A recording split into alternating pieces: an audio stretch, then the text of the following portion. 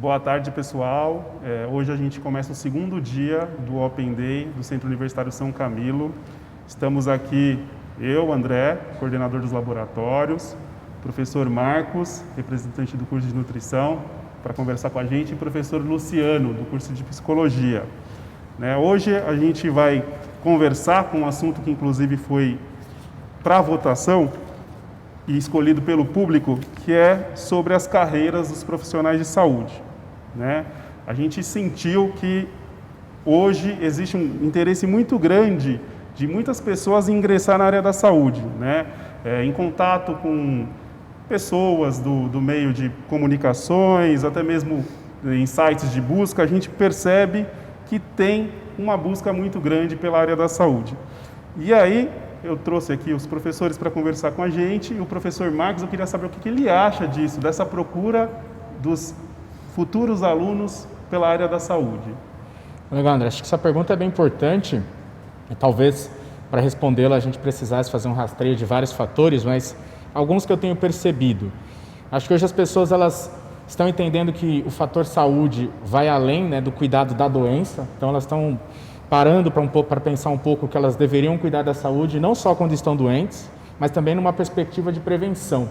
Então, muito da ideia de saúde tem caído sobre essa proposta de prevenção. Então, vou cuidar do corpo, cuidar da mente, cuidar de fatores relacionados à saúde. Então, acho que esse é um elemento que pode fortalecer o porquê que essa busca tem aumentado muito e talvez até mesmo a pandemia, o isolamento social gerado fez com que as pessoas se preocupassem um pouco mais.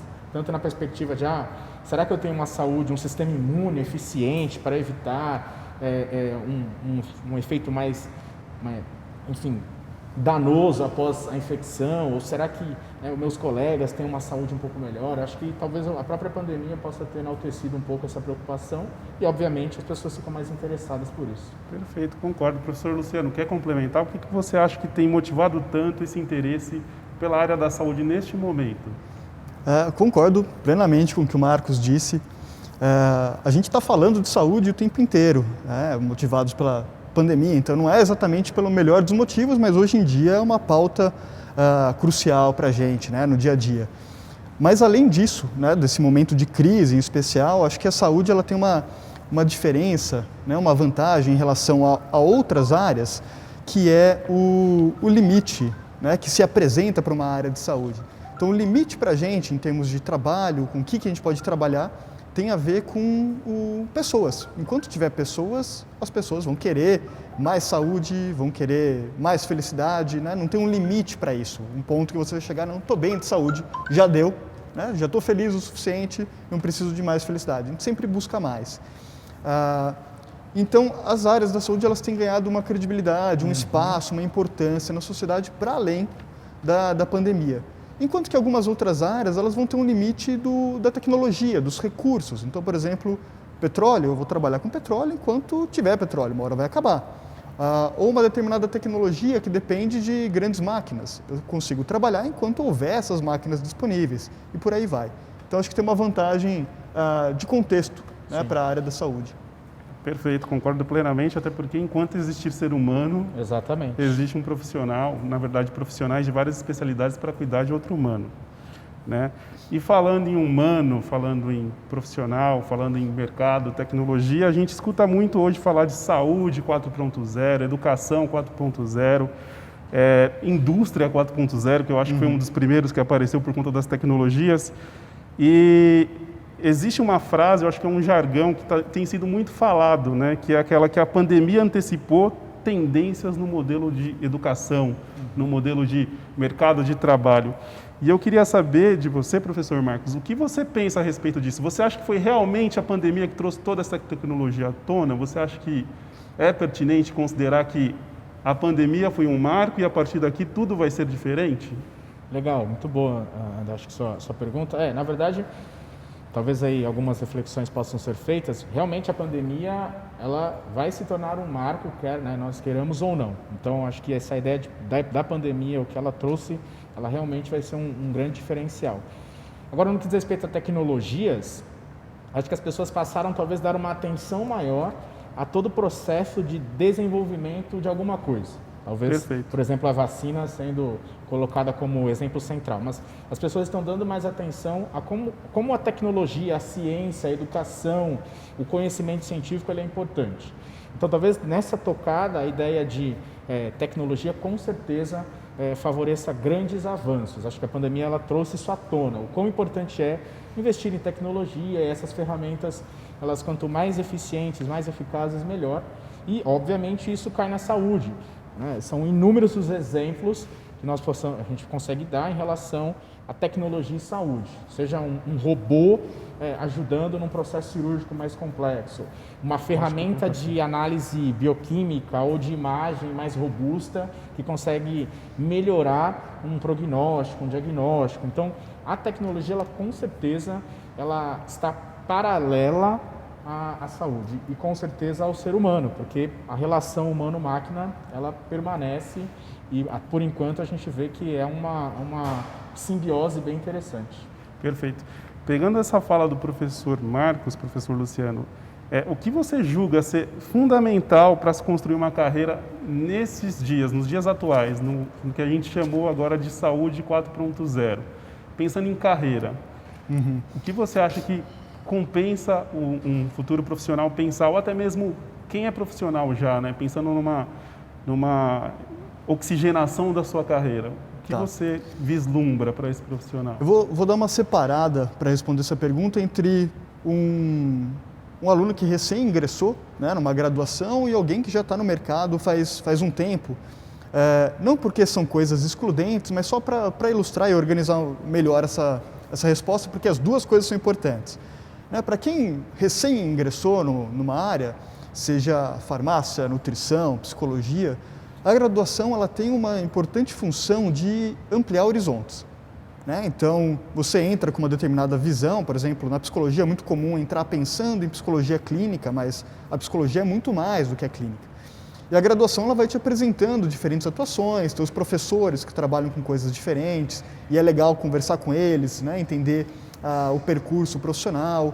Então, ir conhecendo cada vez mais coisa, usar essa experiência dos 5, 4, 6 anos de graduação para conhecer, saber suas opções no mercado, saber aquilo que você faz bem, aquilo que você não faz tão bem.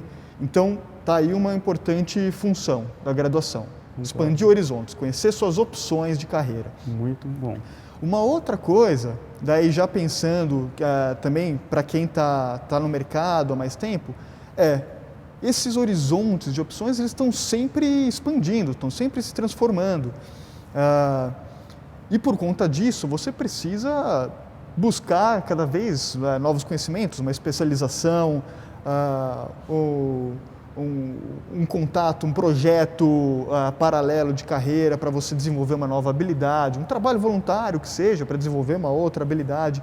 Então, o que a gente fala de uma educação continuada, Isso é fundamental quando a gente tem um mundo tecnológico como o que a gente vive, que tem, cada dia sai uma tecnologia diferente, no noticiário, nos portais de notícias vocês encontram.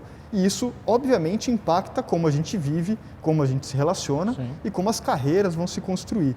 Então, durante a graduação, expandir horizontes e garantir que depois de formado você continue encontrando formas de expandir em busca de uma especialização, do desenvolvimento de habilidades, esses seus horizontes. Perfeito, concordo plenamente com os dois. E isso eu acho que traz à tona, primeiro para explicar, foi uma das perguntas mais feitas para a nossa pesquisa pré-nossa conversa, que foi qual a diferença entre curso técnico e graduação. Eu acho importante a gente colocar que a diferença está justamente na modalidade de ensino. Enquanto o nível técnico, o curso técnico, é de nível de ensino médio, o tecnólogo e a graduação são estudos de nível já superior. Então, essa é a grande diferença. A gente percebe que tem muito essa dúvida de quem está procurando um curso para ingressar em uma carreira. Se eu fizer o técnico em enfermagem, é a mesma coisa que um curso superior em enfermagem?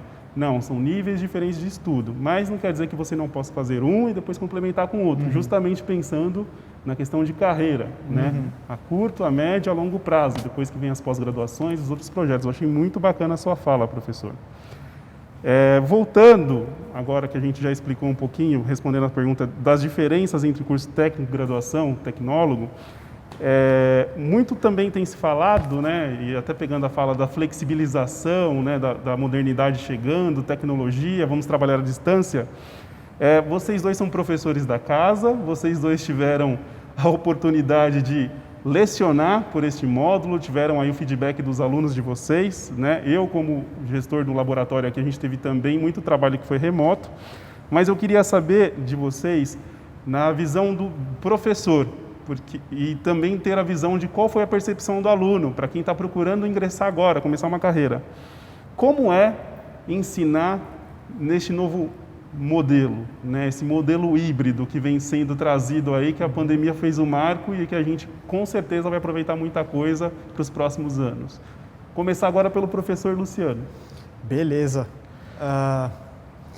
Bom, acho que é um novo cenário, né? Um novo contexto que exige uma série de adaptações para a gente. E, curiosamente, como o Marcos falou, né? Foi um marco, né? A pandemia e a quarentena, essa necessidade de diálogo, de convívio de uma outra forma, é um marco na nossa forma de trabalhar de um modo geral. Isso obrigou a gente a experimentar tecnologias que já estavam aí, perceber que algumas davam certo, algumas nem tanto e desenvolver novas.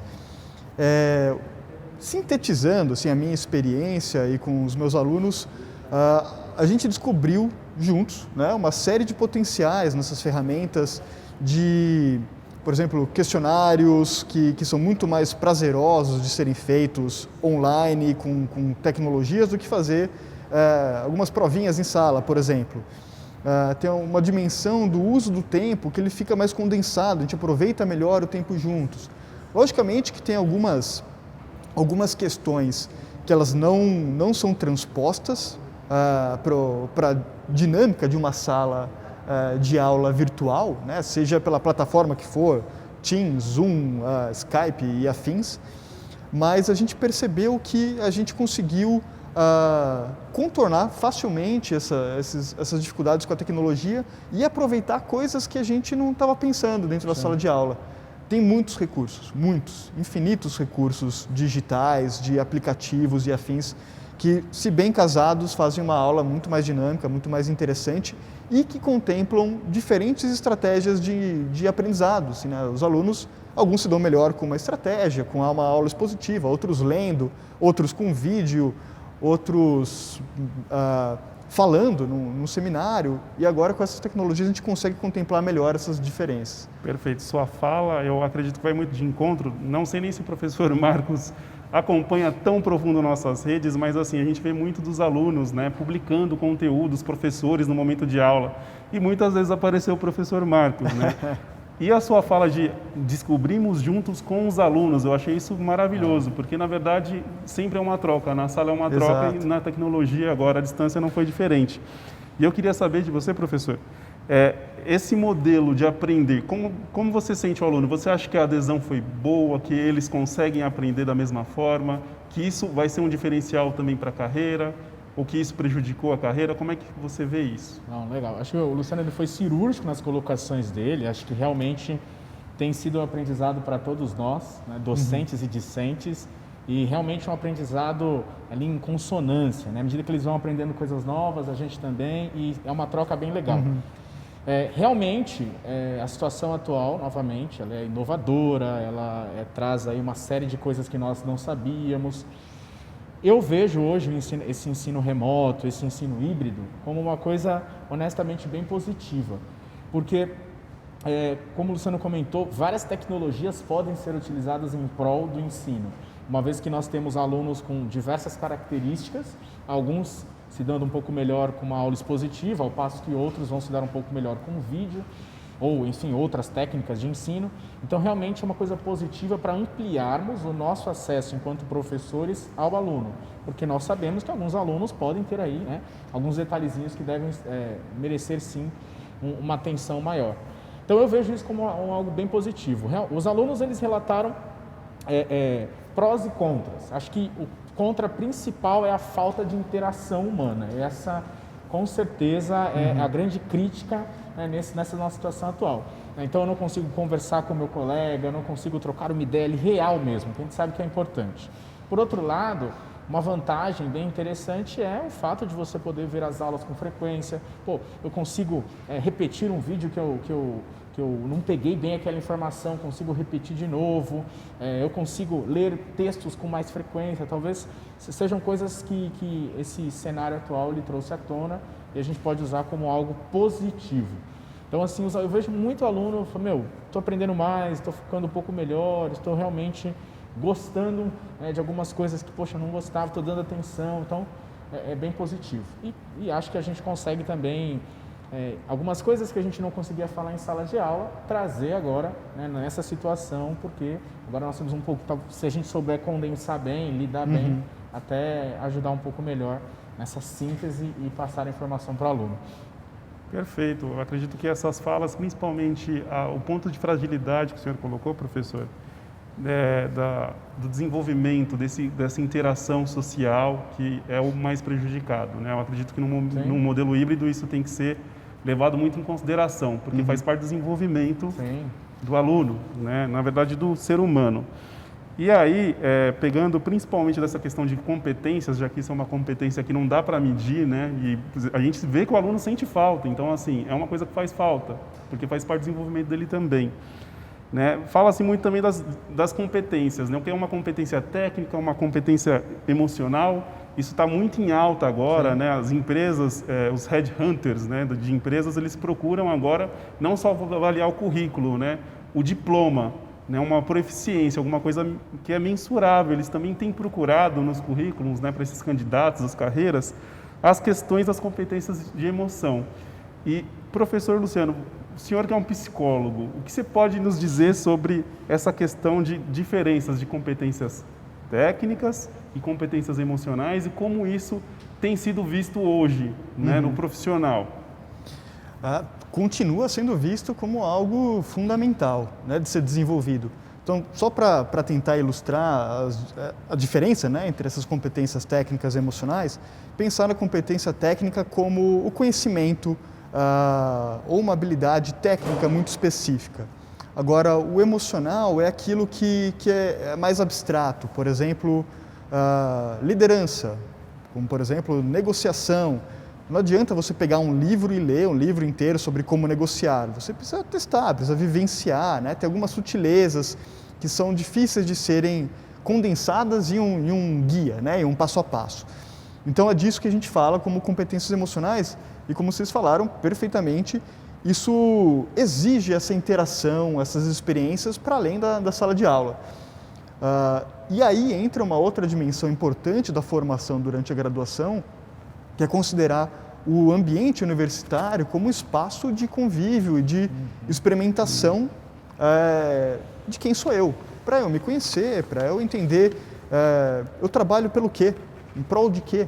Né? Então, me lanço em um centro acadêmico, em uma atlética, em um trabalho voluntário, vou fazer um mochilão de um ano pelo mundo, vou, sei lá, por exemplo, eu trabalhei com um orientando de carreira há um tempo, que ele se lançou a fazer uma página na internet sobre psicologia, em que ele fazia sínteses e tinha que engajar a audiência para essa página. Ele aprendeu muito sobre marketing digital.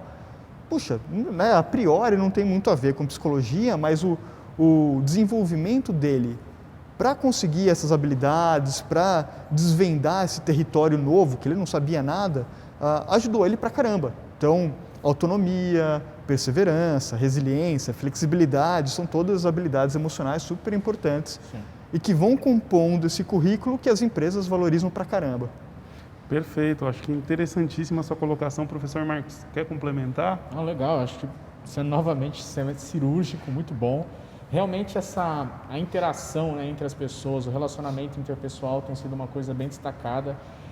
Muitas vezes algumas pessoas, por mais que tenham um conhecimento técnico muito amplo, elas ficam numa situação um pouco mais apreensiva quando elas precisam interagir, comunicar, dialogar, dividir tarefas de forma um pouco mais equilibrada. Então, com certeza, é algo muito necessário, uma competência muito importante.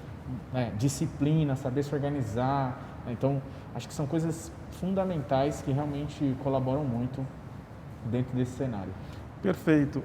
Aproveitando o ensejo que a gente está falando de desenvolvimento, de habilidades, competências, o Matheus Tomasi fez uma pergunta para a gente agora, via Facebook, que é sobre a metodologia que é utilizada nos cursos, principalmente da medicina.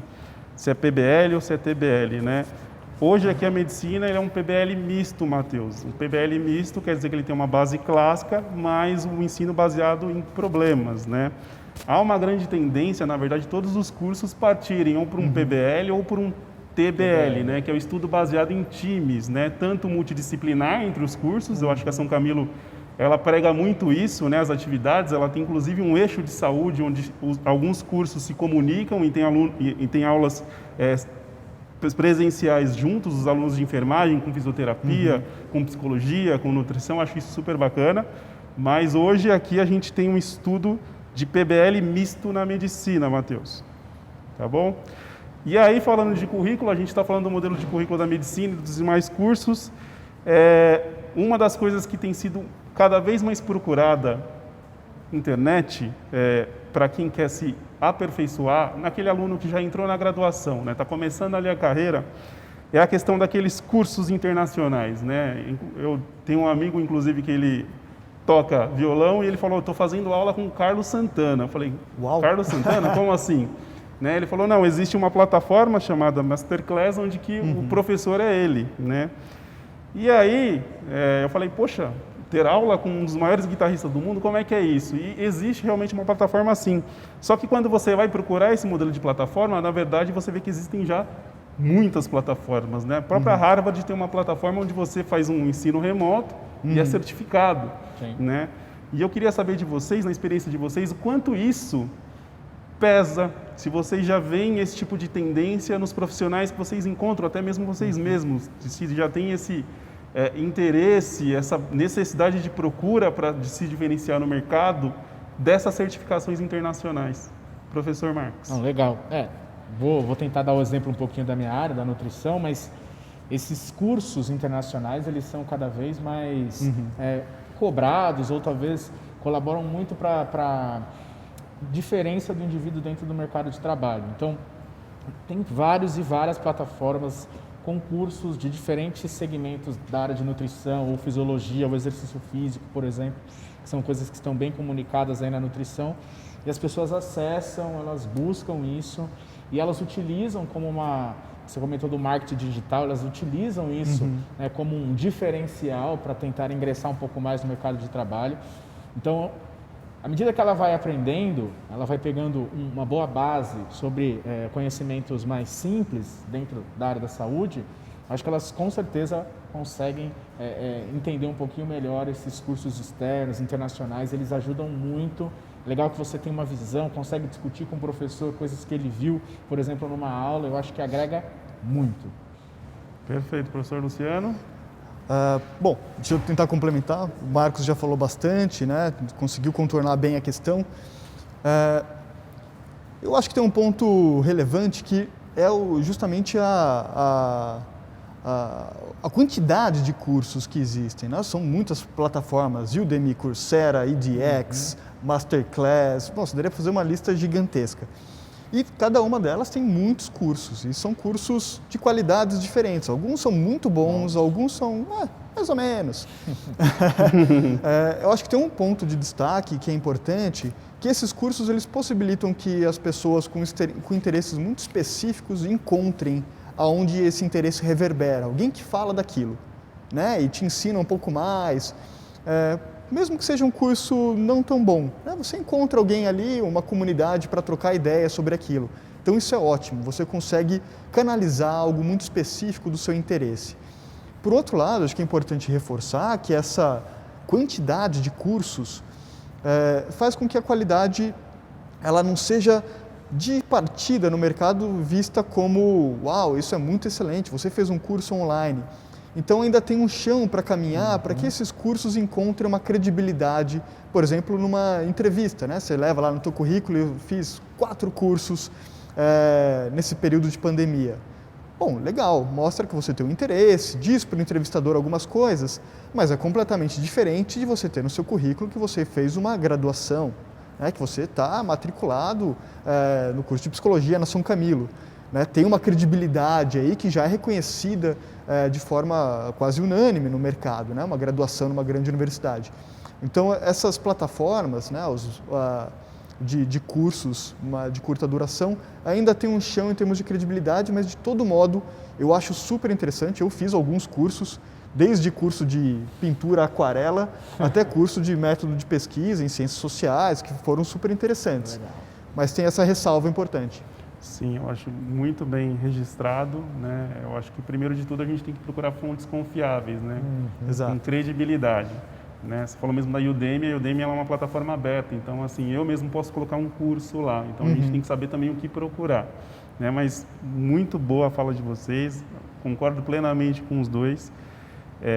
E eu estava aqui pensando, na verdade, né, porque o professor Marcos, antes da gente vir para cá, ele estava falando das alunas, né? Alguém que está se recolocando, mudando completamente a carreira, está acima dos 40 anos e procurando a carreira de nutrição agora, né? Que vem de outra carreira. E quando a gente fala de carreira, dessas procuras, e principalmente da facilidade por acessar conteúdos, essa procura por material internacional, a gente vê muito mais no jovem, né? Porque tem aquela questão de diferença de gerações, né? E nós, como profissionais de saúde, já que somos os três, vemos muito isso na nossa prática, no atendimento ao paciente, seja na época do estágio, ou seja depois de formado, enfim. E eu queria saber de vocês se as gerações, né? Desde o começo, desde a primeira que foi identificada lá como uma geração de estudo, que foi a Baby Boomer, até os X, os Y, agora são os Zs, né, que são os nativos digitais, que são inclusive os que têm mais facilidade para esse tipo de acesso, de troca de comunicação via internet, e até mesmo pensando nos que vêm no futuro, né, que já estão falando uma geração alfa, né, que vem aí de quem nasceu depois de 2010, que eles vão ser ainda mais tecnológicos do que os nativos digitais. Eu queria saber de vocês, e agora eu vou começar pelo professor Luciano, o que vocês pensam com relação do perfil do aluno, pensando em carreira, vocês, considerando essas diferenças de geração, tem tempo para qualquer uma dessas gerações entrar, procurar o ensino e mudar a carreira ou fomentar a carreira? Primeira coisa, o pessoal é criativo, né, para inventar nome para a geração. É difícil até acompanhar.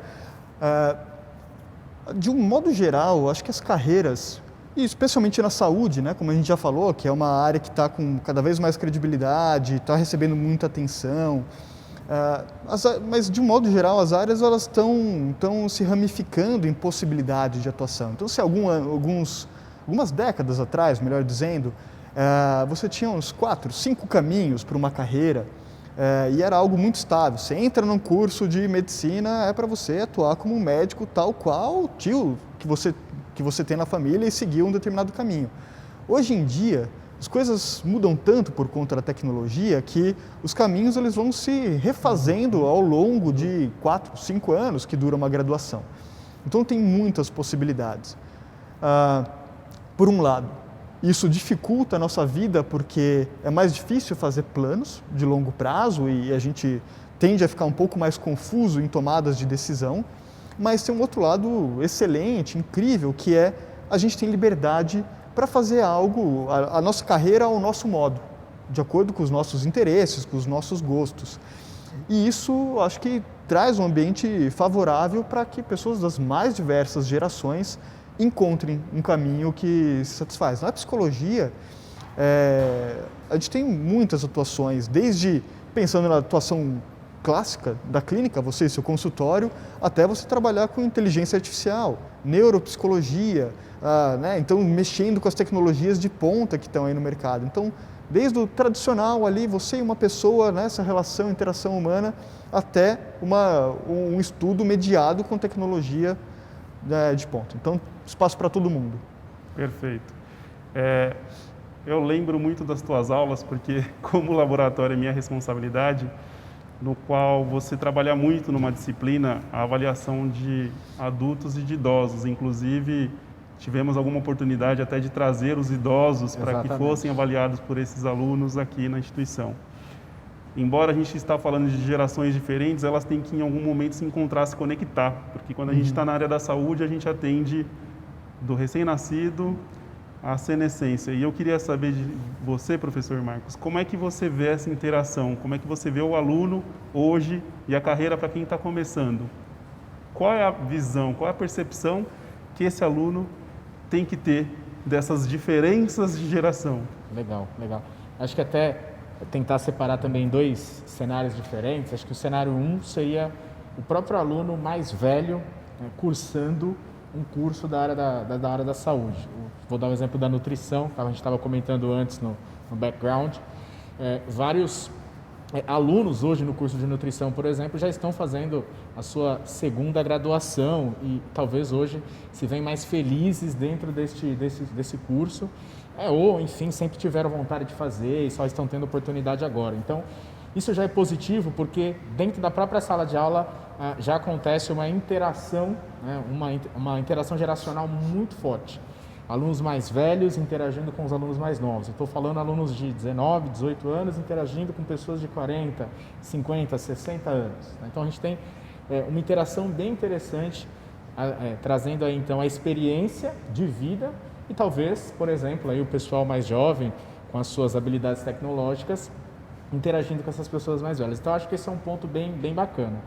E também, é claro, dentro do cenário da saúde, se nós pensarmos, né, na clássica transição epidemiológica, é mais do que sabido que as pessoas hoje estão vivendo mais e, no mesmo tempo, a gente percebe aí uma preocupação maior com o envelhecimento saudável, retomando a história de saúde, e isso faz com que hoje nós tenhamos uma área de conhecimento mais focado à gerontologia, por exemplo, ao envelhecimento.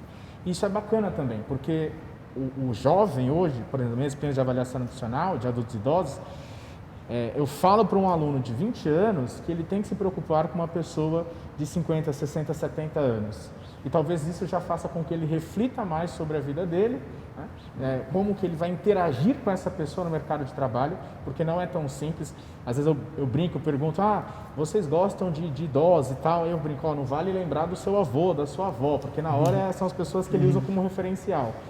Mas é diferente, quando você interage com uma pessoa idosa, você dialoga com ela, existe, inclusive voltando à história de competências, uma necessidade de saber conversar, de saber interagir, e hoje a busca dos envelhecidos por uma boa alimentação, dando exemplo da nutrição, ou psicologia, enfim, é enorme, né? As pessoas mais velhas estão se preocupando mais. Então, essa interação, eu particularmente sou apaixonado, eu acho ela sensacional, seja em sala de aula ou fora dela. Perfeito.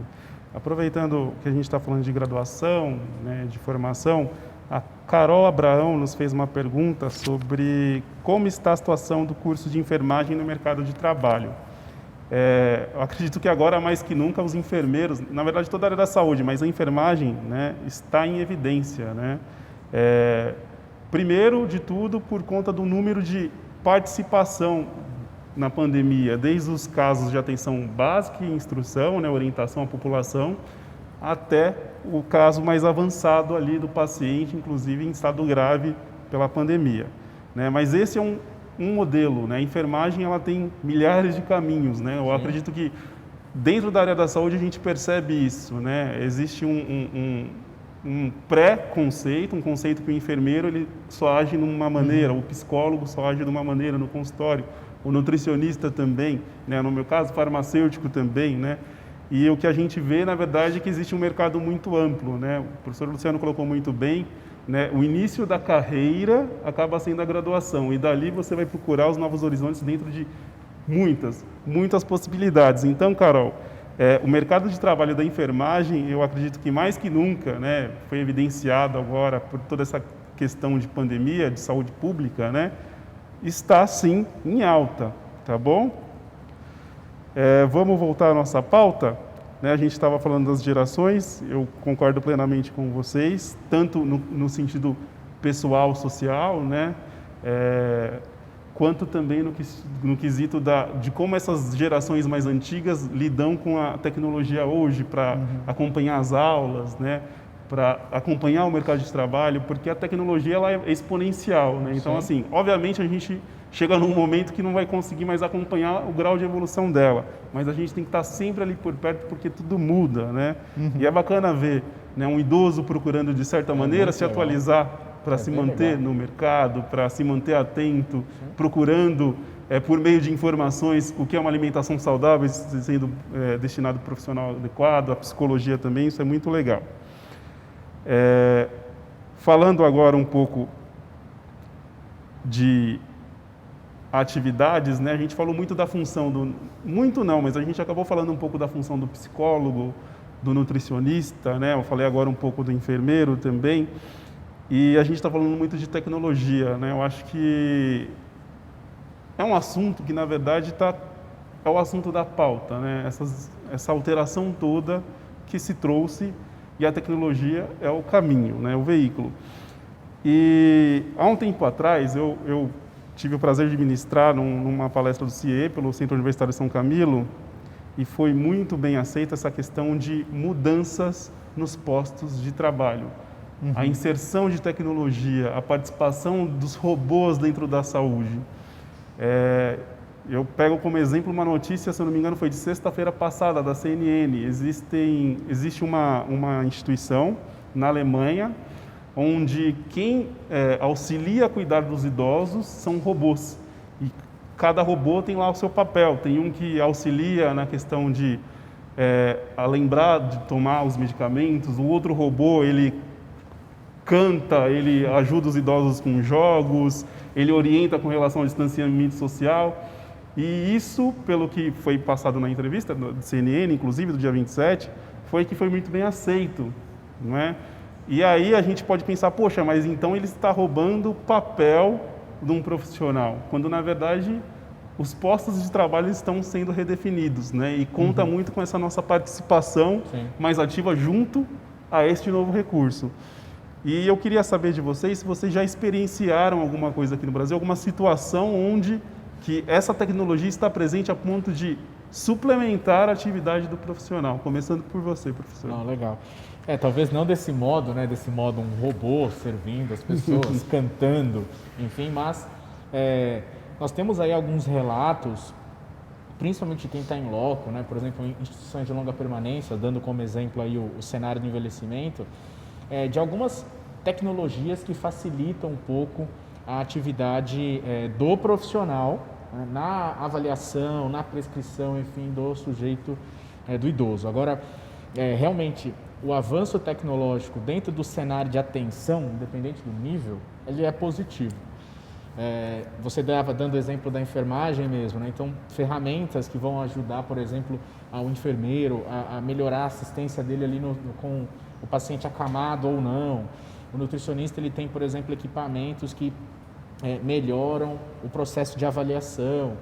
Terapeutas ocupacionais, por exemplo, têm ferramentas que conseguem melhorar também o acesso daquele sujeito, sei lá, a dieta adequada, enfim. Então, a inserção da tecnologia no cenário de assistência é fato atualmente, é fato. Acho que o Brasil ele está avançando, está entendendo essa importância e isso tem sido cada vez mais incluído nas instituições de ensino superior, com graus diferentes, mas cada vez mais presente. Portanto, a gente precisa entender um pouco melhor sobre essas ferramentas e é possível que, e é claro que elas não funcionarão sozinhas, né? Acho que pensar sempre que o cuidado em saúde ele é humanizado, então essa interação entre humanos ela é necessária, então por mais que eu tenha ferramentas tecnológicas, o ser humano presente ali, ele é imprescindível. Então, é uma interação que precisa ser muito bem orquestrada para ela ser exitosa. Perfeito, perfeito. Professor Luciano, quer complementar? Vou pegar, na verdade, em um ponto específico, que é a tecnologia, na maior parte das vezes, salvo raríssimas exceções, ela vai ser implementada e disseminada se ela nos ajudar em alguma medida. Logicamente que essa ajuda, muitas vezes, ela traz consequências, né? Pode gerar desemprego, eventualmente, acho que é um pouco disso que a gente está falando, né? Essa automação que ela vai tomando postos de trabalho. Eventualmente, se a gente pensar em tudo que a tecnologia pode se tornar, né, daqui para frente, e quanto a inteligência artificial está fazendo ser exponencial esse desenvolvimento, eu acredito que todos os empregos que a gente conhece hoje eles estão em risco. Alguns mais, outros menos. A questão é, a gente ao longo da história, a gente vai perdendo alguns postos de emprego por conta de desenvolvimento tecnológico e a gente vai inventando outros. Então a gente vai encontrando formas de suprir essa carência de interação humana. Mas é curioso parar para pensar que, por exemplo, nos anos 80, começo ali da informática se tornando como um computador pessoal, né? A ideia do PC, fizeram um experimento em que tinha um software que a ideia era testar se era possível um computador fazer um atendimento psicológico. Então programaram ali algumas respostas que esse computador daria automaticamente para a pessoa que escrevia como ela estava se sentindo. Então começava, como você está se sentindo hoje, Luciano? E o computador, você respondia e o computador te respondia de volta dizendo, fale um pouco mais sobre isso, mas o que você pretende fazer com isso? Era uma interação programada. E as pessoas, mesmo sabendo que era um computador com um recurso limitado, se sentiam melhor depois desse chat com esse computador. Então, há uma potência para os computadores nos ajudarem, mas isso não tira a nossa necessidade de interagir com outras pessoas. A questão é como que a gente vai fazer isso, né? Então, a gente vive hoje com essa efervescência de tecnologia, a gente vive essa questão da insegurança, né, em relação ao mundo do trabalho, algumas profissões mais, outras menos. Entendo que a saúde hoje é uma da que está menos ameaçada, apesar de, segundo esse exemplo, obviamente, né, como todas. Mas a gente tem essa possibilidade de o que a gente vai inventar, como que a gente vai cuidar das pessoas nesse novo cenário. Porque também as máquinas, elas não se fazem por si só e cuidam umas das outras. Sempre tem ser humano envolvido em alguma dimensão. Sim, perfeito. Na sua fala, né, de se criar novas profissões, eu lembrei de uma palestra que aconteceu aqui num congresso que a gente teve, um palestrante de fora. Uma das profissões que ele falou, eu lembro que todo mundo falou, nossa, isso nunca vai existir, né? E esses dias eu estava falando, nossa, estão falando disso, que foi agrônomo de cidade, para cuidar de plantações nos topos dos prédios. Uhum. Eu falei assim, na época eu falei, ué, como estranho, assim? Né? E já é uma profissão que está em estudo para ser implementada em alguns lugares, né? Pensando em cidades verdes, né? E é engraçado porque você falando, é óbvio, nossa, super importante, necessário, mas eu não tinha pensado nisso até agora. É uma profissão nova, né? Uma pessoa que vai ter que saber gerenciar ali tecnologias para se cuidar, né, de plantações no topo dos prédios. Dentro de um cenário, né, totalmente urbano, né? Exatamente. Então, essa não tem muito a ver com saúde, mas pegando, já que a gente está falando de robôs, né, é uma habilidade que eu acho que futuramente, né, obviamente, a gente falou de um instituto dentro da Alemanha, né, existem algumas aplicações para atendimento de pacientes expostos à radiação no Japão, né, desse atendimento via robô. Isso já faz alguns anos, né, desde Fukushima. Mas a gente vê essa tendência, mas existem os enfermeiros lá também. Então, de certa maneira, o enfermeiro ele teve que se preparar para trabalhar com o robô. E aí, vendo essa questão do preparo, eu queria saber de vocês dois, o que vocês sentem, o que vocês acham, né, como certo, assim, o que eu devo investir para a minha carreira? Quem está entrando no mercado de trabalho hoje? Já que a gente está falando tanto de tecnologia, né, dessa interação, dessas soft skills, né, as habilidades comportamentais, o que vocês sentem que é necessário eu desenvolver para ter uma carreira, antes de sucesso, feliz, estar feliz dentro da minha carreira? Começando por você, professor Luciano. Uma pergunta super fácil. Tranquilo de responder. Bom, assim, primeira coisa, tem um processo que, em orientação de carreira, seria uma síntese de uma escolha, de uma boa escolha de qual curso você quer fazer, com qual profissão você quer atuar, que ela tem 3 passos em geral, né? A gente diz sobre se conhecer, é fundamental isso, conhecer as opções que você tem a seu dispor e tomar uma decisão, né? Fazer uma junção dessas duas características, né? O que tem no mercado e o que você sabe sobre si, e efetivar uma decisão. Não que seja um processo fácil, né? Apesar de, parece, né? São 3 passos só, Sim. mas dá trabalho, né? Se conhecer aquelas coisas sobre você mesmo que nem sempre são tão legais, de conhecer, saber de todas as opções do mercado é impossível, mas quanto você consegue saber o máximo possível da melhor forma possível, né? É um desafio, que daí entra conversar com os professores, ou acompanhar noticiários, portais, estar se informando, né? Ter o conhecimento, etc. E tomar uma decisão também não é das coisas mais difíceis. Tem algumas coisas que eu gosto e que estão disponíveis e que eu sei que vão me fazer feliz, mas por alguma razão tem um obstáculo em relação, não sei, preconceitos da família, alguma coisa desse tipo. Então, efetivar uma decisão nem sempre é tão simples. Bom, essa é a primeira parte.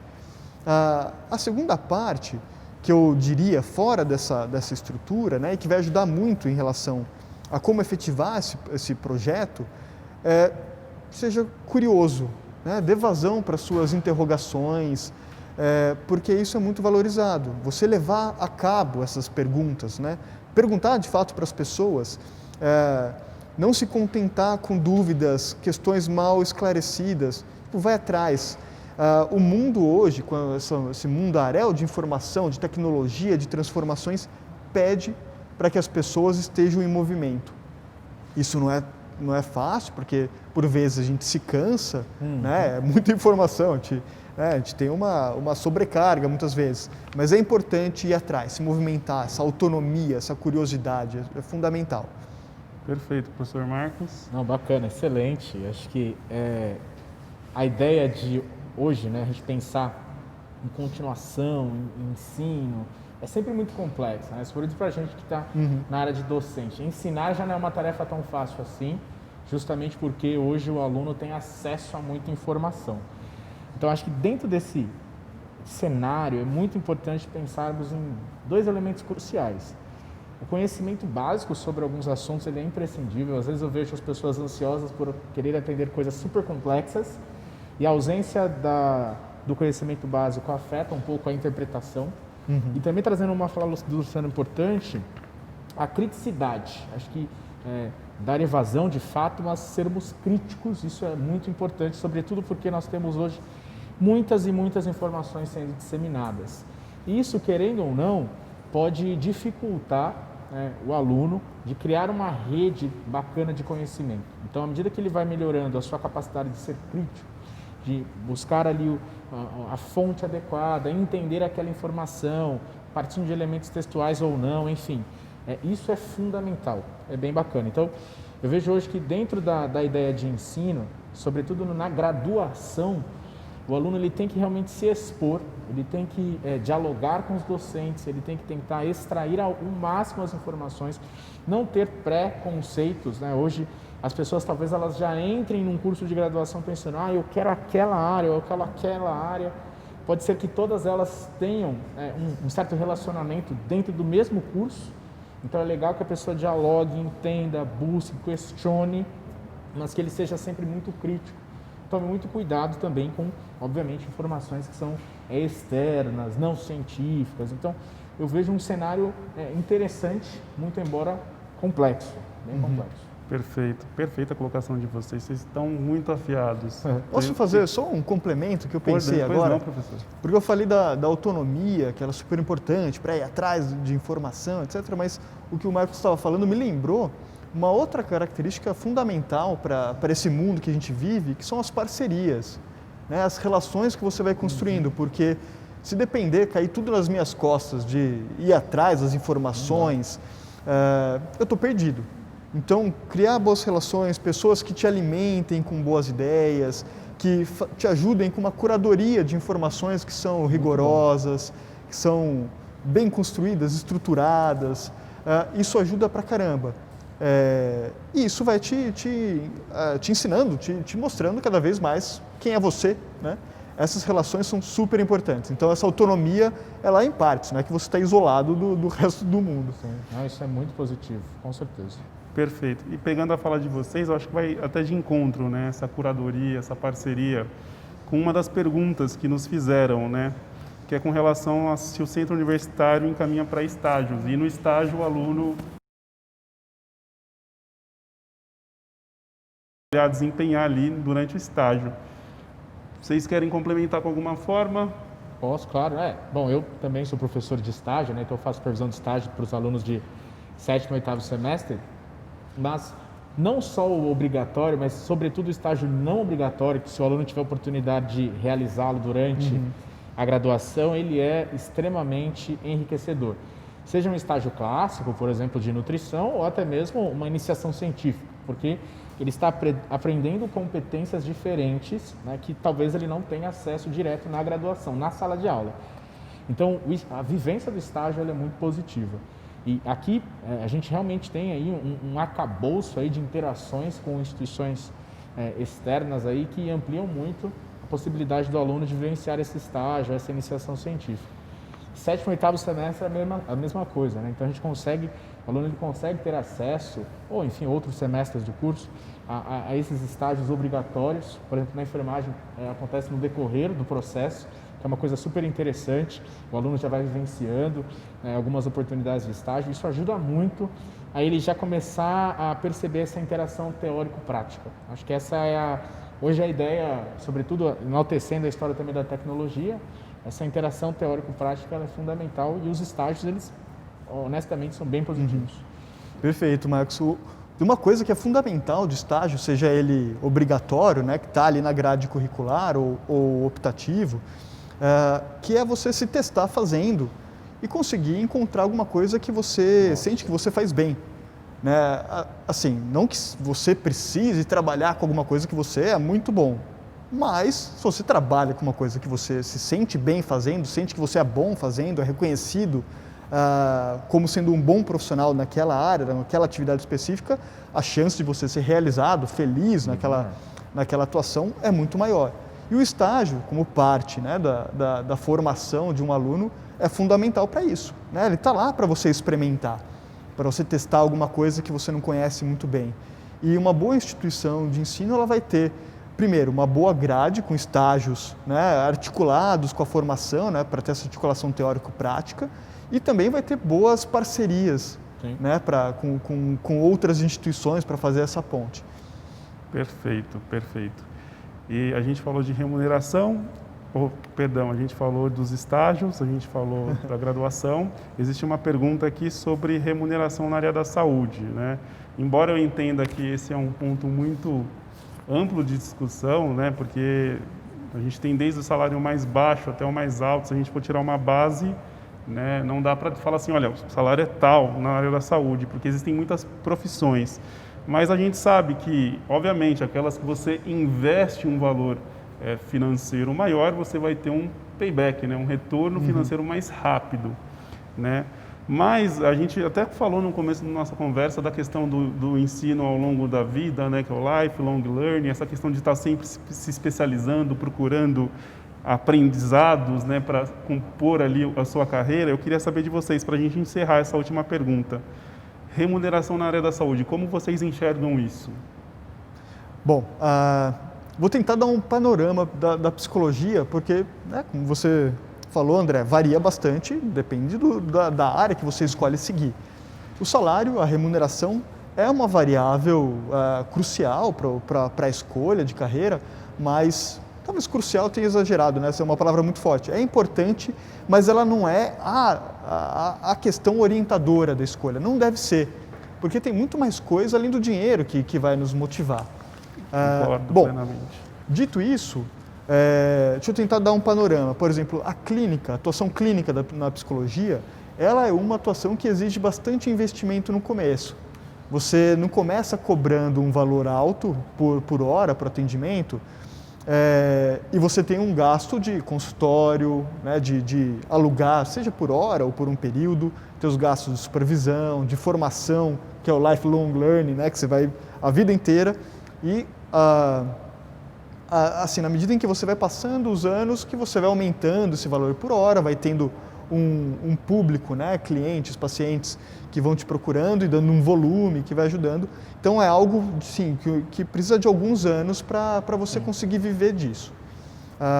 Além disso, vamos pensar uma atuação em RH, que é uma atuação, talvez em psicologia, que ela tem um retorno de mais curto prazo. Você consegue ter uma carreira com uma remuneração maior.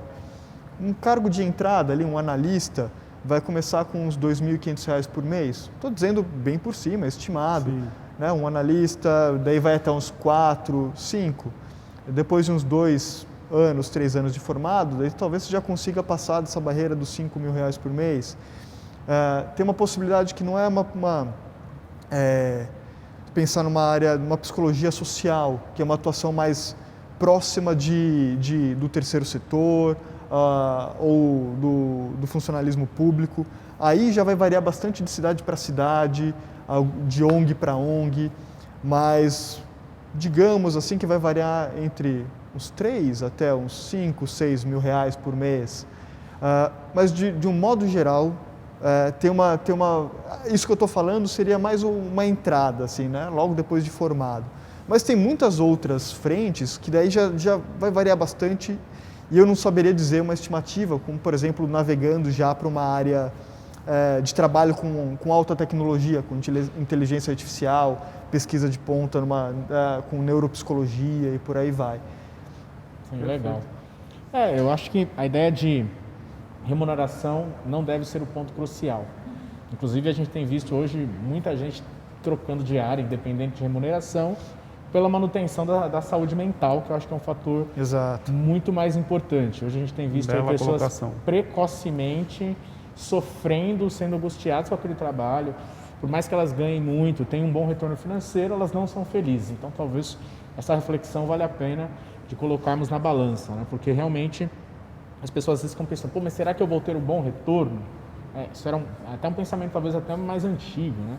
Acho que esse é o ponto principal, né? Você é feliz fazendo o que você faz? Acho que, de longe, esse é o elemento norteador.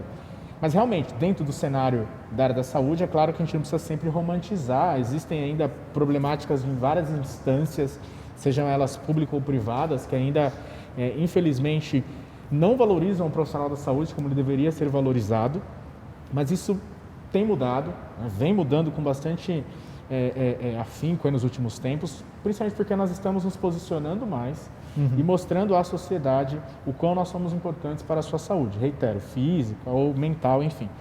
E, por exemplo, dentro da ideia de nutrição, varia muito, a mesma coisa, quero trabalhar num consultório, hora, coloco o período da sala, o valor do meu atendimento, se eu cobro retorno, se eu não cobro retorno, tudo isso modifica muito a quantidade de dinheiro que essa pessoa acaba ganhando no final do mês.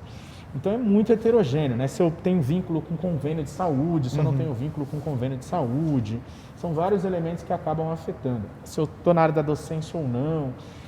Mas a ideia hoje nós temos um cenário que precisa ser melhorado em vários aspectos enquanto a remuneração, isso sem sombra de dúvidas, mas as coisas estão sempre bem positivas. Eu entendo hoje, pela experiência que eu já tive a nível clínico, em consultório, docência, eu acho que são áreas bem estimulantes. Acho que a clínica ela é sempre muito positiva, acho que é um retorno sempre bem interessante. É claro, depende muito como que o profissional se coloca no mercado, se ele tem uma boa capacidade de marketing digital ou não. Então, são vários elementos que vão afetar, no final das contas, o que ele recebe. Então, é sempre muito difícil de a gente fixar um valor ou até mesmo de tentar falar, essa área ganha isso, aquela área ganha aquilo.